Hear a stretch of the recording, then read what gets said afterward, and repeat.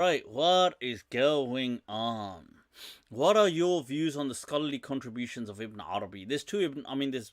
I take it you mean this the Sufi, not the Qadi Maliki. There's the Qadi Maliki, who I love as well, Abu Bakr ibn Arabi. Then there's Muhyiddin ibn Arabi, who they say without the alif lam, Ibn Arabi. Um, yeah, I've actually getting coming to appreciate him more and more now in like the last year, especially with this whole thing about psychedelics and consciousness, and I definitely, yeah, I feel Ibn Arabi was onto something, definitely, and I feel that a lot of these people in the past were may have been using psychedelics, but they probably, because there wasn't a culture that explained that, so they probably didn't you know understand. I mean, they probably understood it, but not in that way. Like today there's a culture to do with psychedelics. um so in that day and age, it was, this culture didn't exist, so you couldn't say, well, he's taking DMT or even shrooms. People didn't really. It's interesting that this is missing from the entire, like, let's take the subcontinental culture, the Indian culture. There is no culture of psychedelics. Like, wow, look at that. But there must be.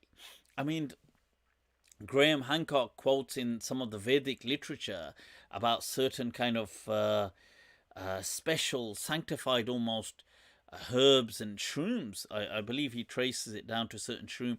And like in Egypt, the pharaohs and the blue lily, which contain DMT.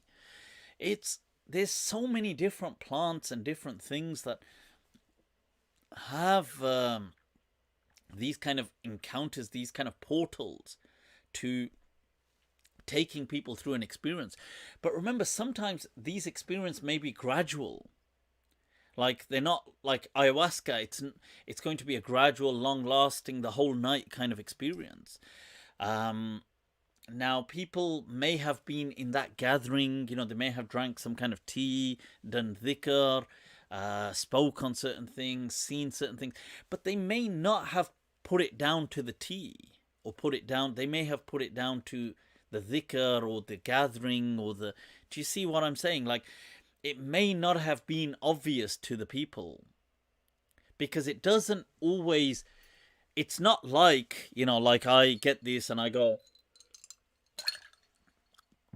oh, I'm seeing all these things. It's not like that. There may be a gradual onset, and the context may amplify that, and the kind of chanting, the kind of.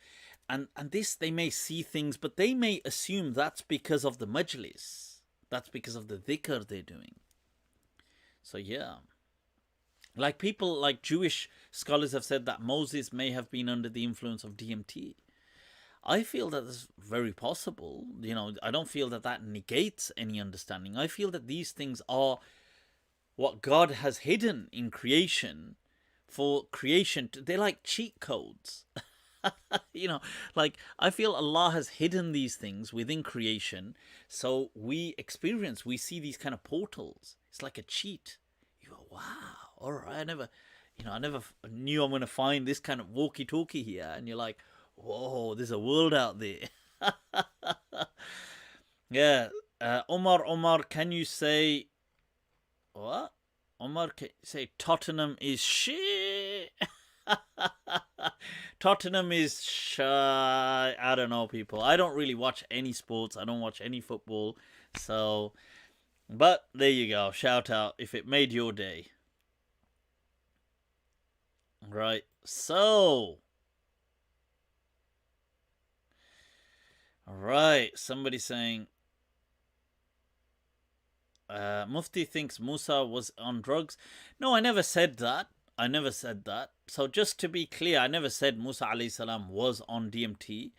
I said that the Jewish rabbis who love Moses, by the way, say that many of them today, academics, have argued that he may have inhaled DMT. Now, I feel that that's a plausible. I said that I feel that's plausible. I don't know that he did that, because obviously I wasn't there. But does that in any way contradict the notion of any kind of, oh my god, if he did inhale DMT, that's, ooh, that's somehow bad? Why is it bad? Why is DMT bad? You see, you are institutionalized. Who told you DMT is bad? Well, the government told you. Cha cha cha. Since when did they become experts on how the mind works and consciousness and plants and since when did the bloody member of parliament why don't you ask him for tafsir as well? Since when did they become expert? Why don't you ask them questions on quantum physics? Just because they ban something, right? Just because they ban something doesn't mean that that thing has to be bad. Some things, yes, but not everything. You have your own mind. They might ban it for a different reason.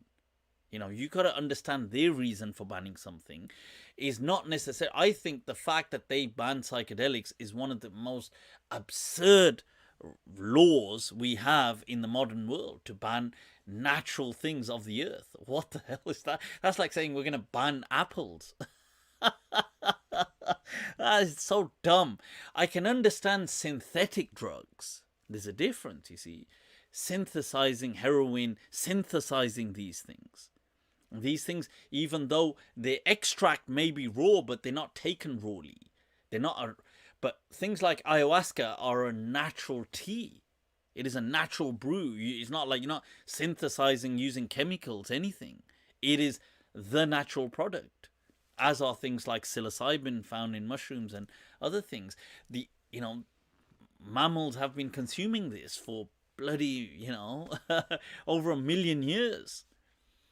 So just because it's in some legislation and not in others, you don't need to be a kind of like a fool and think, oh, because the government said it bad. Oh, if Moses took it, oh, that means that Moses was bad. Don't be bloody... Yeah.